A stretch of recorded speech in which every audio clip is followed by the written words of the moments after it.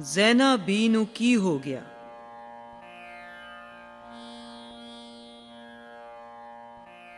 ਅੰਤ ਹੌਲੀ ਹੌਲੀ ਦਿਲ ਚੀਚਵੇਂ ਵਹਿਣ ਨੀਵੇਂ ਪੈ ਗਏ ਅਤੇ ਇੱਕ ਪਲ ਇਹੋ ਜਿਹਾ ਵੀ ਆਇਆ ਜਦੋਂ ਤੀਵੀਆਂ ਵਾਲੇ ਕਮਰੇ ਵਿੱਚ ਚੁੱਪ ਵਰਤ ਗਈ, ਕਬਰ ਵਰਗੀ ਚੁੱਪ। ਇਸ ਚੁੱਪ ਵਿੱਚ ਗੱਲ ਤਾਂ ਗੱਲ ਰਹੀ, ਬੂਹੇ ਦਾ ਨਿੱਕਾ ਜਿਹਾ ਖੜਾਕ ਵੀ ਖਾਣ ਨੂੰ ਆਉਂਦਾ ਸੀ, ਪਰ ਮੂੰਹ ਭਰੇ ਕਮਰੇ ਵਿੱਚ ਵੀ ਜ਼ੈਨਬ ਬੀ ਨੂੰ ਲੱਗਦਾ ਜਿਵੇਂ ਉਹ ਕਿਸੇ ਬਿਆਬਾਨ ਵਿੱਚ ਰਾਹ ਭੁੱਲ ਗਈ ਹੋਵੇ, ਡਾਰ ਨਾਲੋਂ ਵਿਛੜੀ ਕੂੰਜ। ਇੱਧਰ ਅਬਦੁੱਲਾ ਬਾਈ ਬਾਰੇ ਜਿਹੜਾ ਵੀ ਸੁਣਦਾ ਉਹ ਹੀ ਹੱਕਾ ਬੱਕਾ ਹੋ ਜਾਂਦਾ। ਨਿਰਾ ਬੁੱਤ ਦਾ ਬੁੱਤ, ਕਿਸੇ ਦਾ ਮਨ ਮੰਨਦਾ ਹੀ ਨਹੀਂ ਸੀ। ਪਰ ਹੁਣ ਇਹਨੂੰ ਕੌਣ ਟਾਲ ਸਕਦਾ ਏ?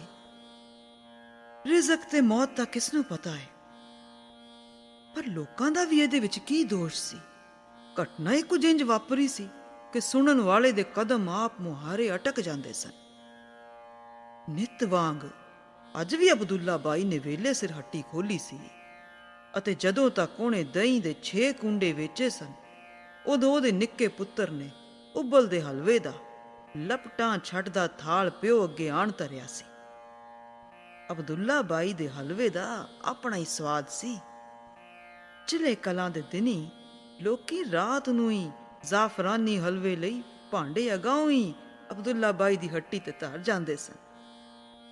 ਪਰ ਅੱਜ ਜਦੋਂ ਅਬਦੁੱਲਾ ਬਾਈ ਨੇ ਹਾਲੇ 4-5 ਹੀ ਹਲਵੇ ਦੇ ਗਾਹਕ ਭੁਗਤਾਏ ਸਨ ਕਿ ਉਹਦੀ ਛਾਤੀ ਵਿੱਚ ਨਿੱਕੀ ਜਿਹੀ ਚੀਸ ਉੱਠੀ ਅਤੇ ਅੱਖ ਪਲਕਾਰੇ ਵਿੱਚ ਚੀਸ ਨੇ ਇਹੋ ਜਿਹੀ ਤਰਾਟ ਦਾ ਰੂਪ ਧਾਰਿਆ ਕਿ ਉਹ ਢੇਰੀ ਹੋ ਕੇ ਰਹਿ ਗਿਆ। ਉਹਦੇ ਪੁੱਤਰ ਦੀ ਅਣਚੱਕ ਕਲੂਕ ਨਿਕਲ ਗਈ, ਹਾਏ ਅੱਬੂ ਇਹ ਕਿਆ ਕਰ ਗਏ? ਅਤੇ ਉਹ ਪਿਓ ਦੇ ਗਲ ਜਾ ਲੱਗਾ ਸੀ। ਤੱਕਦਿਆਂ ਤੱਕਦਿਆਂ ਭੀੜ ਇਕੱਠੀ ਹੋ ਗਈ। ਗੁਆਂਢੀ ਹੱਟੀਆਂ ਵਾਲੇ ਆਪਣੀਆਂ ਖੁੱਲੀਆਂ ਅੱਧ ਖੁੱਲੀਆਂ ਹੱਟੀਆਂ ਛੱਡ ਅਬਦੁੱਲਾ ਬਾਈ ਦੀ ਹੱਟੀ ਵੱਲ ਦੌੜ ਪਏ। ਕੋਈ ਉਹਦੀਆਂ ਤਲੀਆਂ ਝੱਸਣ ਲੱਗ ਪਿਆ ਤੇ ਕੋਈ ਉਹਦੀ ਛਾਤੀ ਮਲਣ ਲੱਗ ਪਿਆ। ਅਤੇ ਇੰਨੇ ਚਿਰ ਨੂੰ ਨਾਲ ਦੇ ਬਾਜ਼ਾਰੋਂ ਇੱਕ ਡਾਕਟਰ ਵੀ ਆਣ ਪੁੱਜਾ।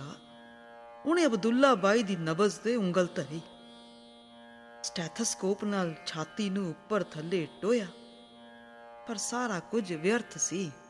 ਅਬਦੁੱਲਾ ਬਾਈ ਹੁਣ ਇਸ ਫਾਨੀ ਸੰਸਾਰ ਵਿੱਚ ਨਹੀਂ ਸੀ। ਜੋ ਕੁਝ ਉਹਦਾ ਬਾਕੀ ਰਹਿ ਗਿਆ ਸੀ ਉਹ ਖਾਕ ਦੀ ਢੇਰੀ ਸੀ। ਨਾਲ ਦੇ ਕਮਰੇ ਵਿੱਚ ਅਬਦੁੱਲਾ ਬਾਈ ਦੇ ਕਫਨ ਦਫਨ ਦੀਆਂ ਤਿਆਰੀਆਂ ਹੋਣ ਲੱਗ ਪਈਆਂ ਸਨ। ਰੀਮ ਬੱਟ ਦਰਜ਼ੀ ਨੇ ਲੱਠੇ ਤੇ ਕੈਂਚੀ ਮਾਰਦਿਆਂ ਆਖਿਆ ਸੀ, ਕਾਦਰ ਦੀ ਕੁਦਰਤ ਤੱਕੋ, ਜਿੱਥੇ ਦੀ ਮਿੱਟੀ ਹੋਵੇ ਬੰਦਾ ਉੱਥੇ ਹੀ ਪੁੱਜਦਾ ਹੈ। ਕਿੱਥੇ ਬਿਹਾਰ ਤੇ ਕਿੱਥੇ ਕਸ਼ਮੀਰ, ਲਿਖੀ ਨੂੰ ਕੌਣ ਟਾਲ ਸਕਦਾ ਏ? ਖਬਰੇ ਤੁਹਾਨੂੰ ਯਾਦ ਹੋਵੇਗਾ ਇਹ ਲੋਕ ਇੱਥੇ ਕਦੋਂ ਆਏ ਸਨ? ਮੌਲਵੀ ਸਾਹਿਬ ਨੇ ਦਰਜ਼ੀ ਦੀ ਗੱਲ ਕੱਟਦਿਆਂ ਪੁੱਛਿਆ। ਕੋਈ 15 ਕੁ ਵਰੇ ਹੋ ਗਏ ਹੋਣਗੇ, ਇੱਥੇ ਵਰੇ ਬੀਤਦਿਆਂ ਕੀ ਲੱਗਦਾ ਏ? ਸ਼ਫੀ ਮੀਰ ਵਿੱਚੋਂ ਹੀ ਬੋਲ ਪਿਆ ਸੀ। ਮੈਨੂੰ ਰਾਤ ਦੀ ਰੋਟੀ ਵਾਂਗ ਯਾਦ ਏ ਕਿ ਅੱਜ ਤੋਂ 20 ਵਰੇ ਪਹਿਲਾਂ ਅਬਦੁੱਲਾ ਬਾਈ ਮੈਨੂੰ ਹਜ਼ਰਤ ਬਲ ਵਿੱਚ ਮਿਲਿਆ ਸੀ। ਮੈਂ ਬੱਚਿਆਂ ਲਈ ਹਲਵਾ ਤੇ ਪਰਾਂਠੇ ਲੈ ਰਿਹਾ ਸਾਂ ਅਤੇ ਇਹਨੇ ਹਲਵਾ ਤੋਲਦਿਆਂ ਕਿਹਾ ਸੀ, ਮੈਨੂੰ ਆਪਣੇ ਬਾਜ਼ਾਰ ਵਿੱਚ ਕਿਤੇ ਹੱਟੀ ਲੈ ਦਿਓ, ਮੈਂ ਬੱਚਿਆਂ ਨੂੰ ਵੀ ਇੱਥੇ ਲੈ ਆਵਾਂਗਾ। ਹੁਣ ਬਿਹਾਰ ਮੁਸਲਮਾਨਾਂ ਜੋਗਾ ਨਹੀਂ ਰਿਹਾ। ਹਰ ਚੜ੍ਹੇ ਦਿਨ ਮਜ਼ਹਬੀ ਦੰਗੇ ਹੁੰਦੇ ਹਨ। ਆਤਸ਼ਜ਼ਨੀ ਤੇ ਲੁੱਟ ਮਾਰ ਆਮ ਜਿਹੀ ਗੱਲ ਬਣ ਗਈ ਹੈ। ਵਾਸਤਾ ਜੇ ਰਸੂਲ ਦਾ, ਕਿਸੇ ਤਰ੍ਹਾਂ ਮੈਨੂੰ ਇੱਥੇ ਹੱਟੀ ਲੈ ਦਿਓ। ਮੈਥੋਂ ਉਹਦੀਆਂ ਲੇਲੜੀਆਂ ਨਾ ਸਹੀਆਂ ਗਈਆਂ। ਅੰਤ ਮੈਂ ਗੁਲ ਸ਼ਾਹ ਕੋਲੋਂ ਉਹਨੂੰ ਇਹ ਹੱਟੀ ਲੈ ਦਿੱਤੀ ਸੀ ਅਤੇ ਇਹ ਵਿਚਾਰਾ ਇੱਥੇ ਦਾ ਹੀ ਹੋ ਕੇ ਰਹਿ ਗਿਆ। ਵਿਚਾਰਾ ਪਰਦੇਸੀ ਜਿਹੋ ਜਿਹਾ ਵੀ ਸੀ, ਪਰ ਮੂੰਹ ਫੱਟ ਸੀ। ਜੋ ਕੁਝ ਉਹਦੇ ਅੰਦਰ ਹੁੰਦਾ ਸੀ ਅਗਲੇ ਦੇ ਮੂੰਹ ਤੇ ਆਖ ਦਿੰਦਾ।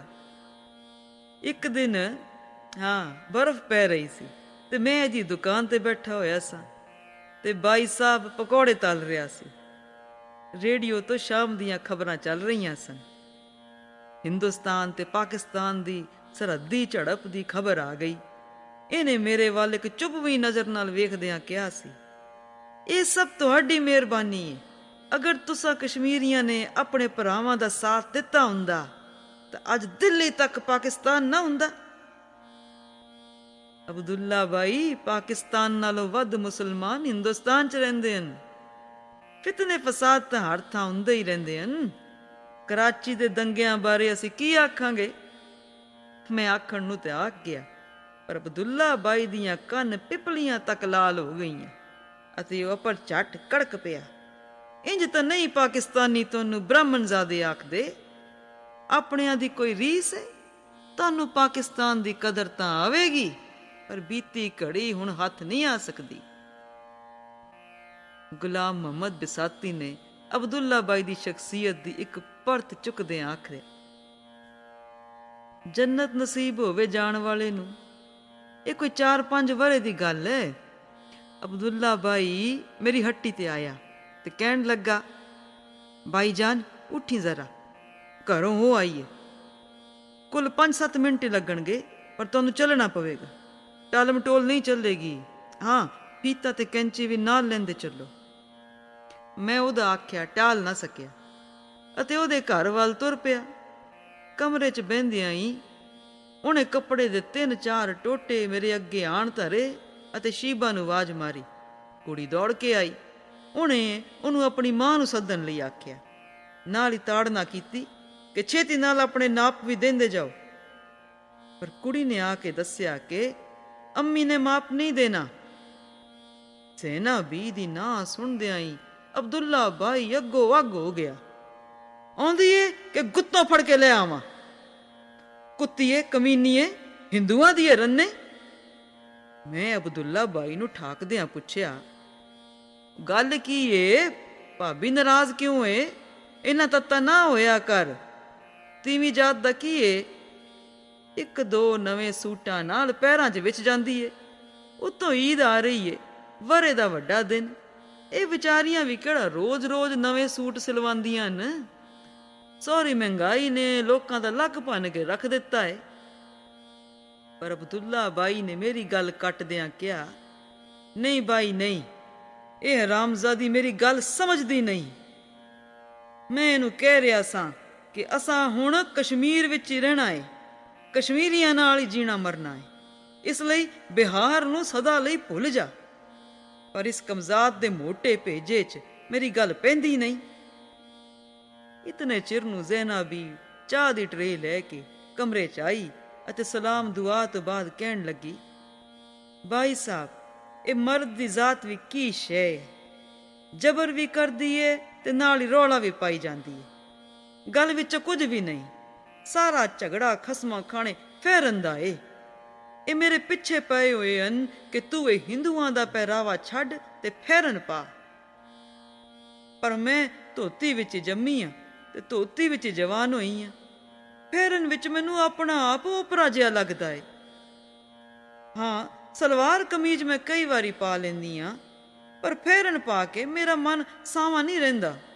ਰੱਬ ਦਾ ਵਾਸਤਾ ਜੇ ਜ਼ਰਾ ਆਪਣੇ ਭਰਾ ਨੂੰ ਸਮਝਾਓ ਕਿ ਧੋਤੀ ਜਾਂ ਸਾੜੀ ਪਾਉਣ ਨਾਲ ਮੈਂ ਕਿੰਜ ਹਿੰਦੂ ਬਣ ਜਾਵਾਂਗੀ।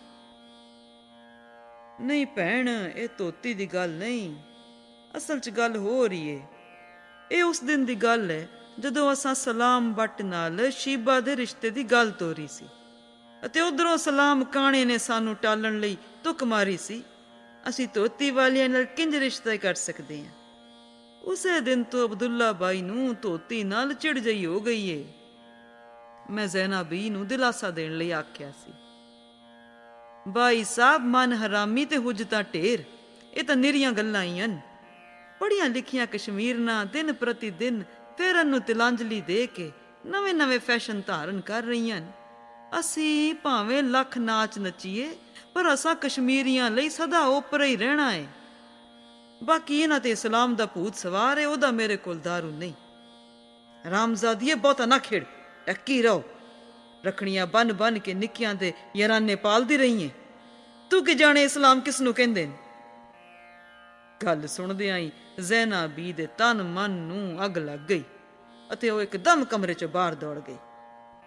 ਪਿੱਛੋਂ ਮੈਂ ਅਬਦੁੱਲਾ ਬਾਈ ਨੂੰ ਖੂਬ ਟੱਕਰਿਆ, ਖਰੀਆਂ ਸੁਣਾਈਆਂ ਅਤੇ ਅੰਤ ਜ਼ੈਨਾ ਭਾਬੀ ਲਈ 2 ਸਲਵਾਰਾਂ 2 ਕਮੀਜ਼ਾਂ ਦਾ ਕੱਪੜਾ ਕੱਟ ਕੇ ਅਬਦੁੱਲਾ ਬਾਈ ਨਾਲ ਮੁੜ ਆਇਆ ਸਾਂ। ਬੜਾ ਹੀ ਜਨੂਨੀ ਜਨੂਨੀ ਜਿਹਾ ਬੰਦਾ ਸੀ। ਖਬਰੇ ਤੁਹਾਨੂੰ ਉਹ ਦਿਨ ਯਾਦ ਹੈ ਜਦੋਂ ਅਹਿਮਦਾਬਾਦ ਦੇ ਫਸਾਦਾਂ ਤੇ ਇੱਥੇ ਜ਼ਬਰਦਸਤ ਹੜਤਾਲ ਹੋਈ ਸੀ। ਨੋਟੇ ਤੋਂ ਸਾਡੇ ਮਹੱਲੇ ਵੀ ਇੱਕ ਵੱਡਾ ਜਲੂਸ ਆਇਆ ਸੀ ਅਤੇ ਇੱਥੋਂ ਸਭ ਤੋਂ ਪਹਿਲਾਂ ਅਬਦੁੱਲਾ ਬਾਈ ਇੱਕ ਵੱਡਾ ਝੰਡਾ ਚੁੱਕ ਕੇ ਪਾਕਿਸਤਾਨ ਜ਼ਿੰਦਾਬਾਦ ਦੇ ਨਾਅਰੇ ਮਾਰਦਾ ਹੋਇਆ ਪਹਿਲੀ ਸਫ਼ ਵਿੱਚ ਜਾ ਰਲਿਆ ਸੀ।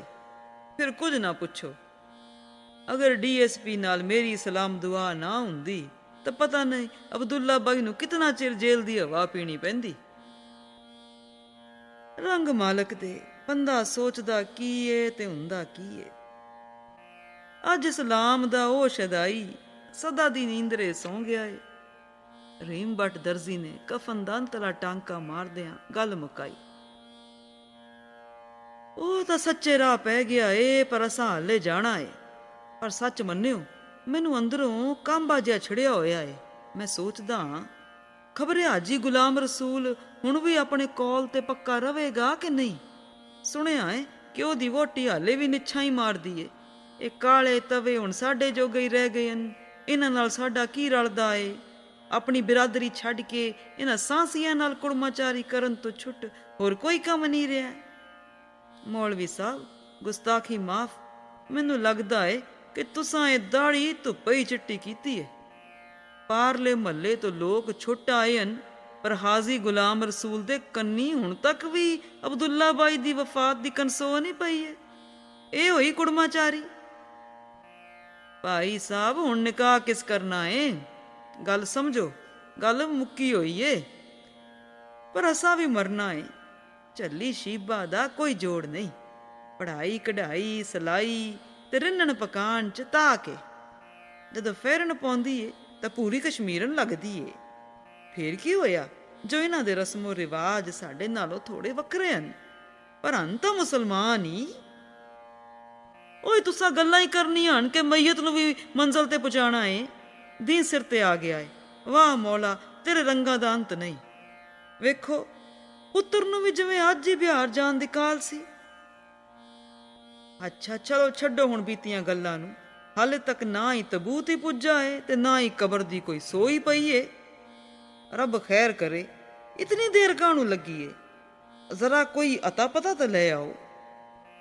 ਮਹਿਮੂਦ ਬਿਸਾਤੀ ਨੇ ਸੁਭਾਨ ਕਾਣੇ ਦੀ ਗੱਲ ਨੂੰ ਜ਼ੋਰ ਦਾ ਤੁਣਕਾ ਦਿੰਦਿਆਂ ਆਖਿਆ, ਬਿਸਾਤੀ ਸਾਹਿਬ ਤੱਤੇ ਨਾ ਹੋਵੋ।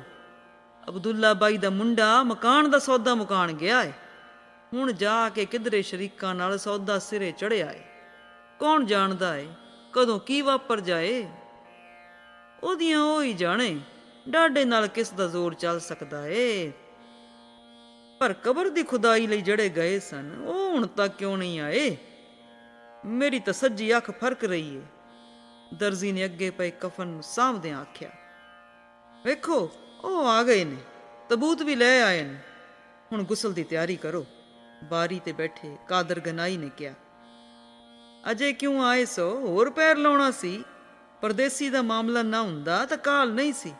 ਮੌਕਾ ਮਹਿਲ ਦਾ ਧਿਆਨ ਤਾਂ ਰੱਖਿਆ ਕਰੋ ਨਾ। ਮੌਲਵੀ ਸਾਹਿਬ, ਆਪਣੀ ਦਈ ਜਾਵੋਗੇ ਕਿ ਸਾਡੀ ਵੀ ਕੁਝ ਸੁਣੋਗੇ? ਮੈਂ ਆਖਦਾ ਹਾਂ ਸਾਡੀ ਤੋਬਾ ਭਲੀ। ਉਹ ਰੱਬ ਦੇ ਬੰਦਿਓ, ਕਹਿਰ ਸਾਈਂ ਦਾ ਤੱਕੋ। ਇਸ ਗਰੀਬ ਬਿਹਾਰੀ ਲਈ ਕੋਈ 4 ਗੱਜ ਜ਼ਿਮੀ ਨਹੀਂ ਸੀ ਦਿੰਦਾ। ਸਾਰਾ ਮਹੱਲਾ ਆਣ ਪਿਆ ਸੀ। ਜੇ ਇਹਨਾਂ ਜੂਠਾਂ ਲਈ ਜ਼ਿਮੀ ਦਿੰਦੇ ਰਹੇ ਤੇ ਅਸੀਂ ਆਪ ਕਿੱਥੇ ਜਾਵਾਂਗੇ? ਮਸੀਤ ਦਾ ਮੌਲਵੀ ਤਾਂ ਪੈਰਾਂ ਤੇ ਪਾਣੀ ਨਹੀਂ ਸੀ ਪੈਣ ਦਿੰਦਾ। ਅਕੇ ਹੋਰ ਕਿਧਰੋਂ ਜ਼ਮੀਨ ਖਰੀਦ ਲਓ। ਭਲਾ ਹੋਵੇ ਹਾਜ਼ੀ ਗੁਲਾਮ ਨਬੀ ਦਾ। ਉਸ ਵਿਚਾਰੇ ਨੇ ਅੰਤ ਝਗੜ ਕੇ ਗੱਲ ਨਿਬੇੜੀ ਤੇ 500 ਰੁਪਏ ਮਸੀਤ ਵੱਲ ਦੇਣ ਦਾ ਫੈਸਲਾ ਕੀਤਾ ਹੈ। ਹੁਣ ਕਬਰ ਤਿਆਰ ਹੋ ਗਈ ਏ। ਮਈਅਤ ਨੂੰ ਗੁਸਲ ਦੇਣ ਦੀ ਤਿਆਰੀ ਕਰੋ।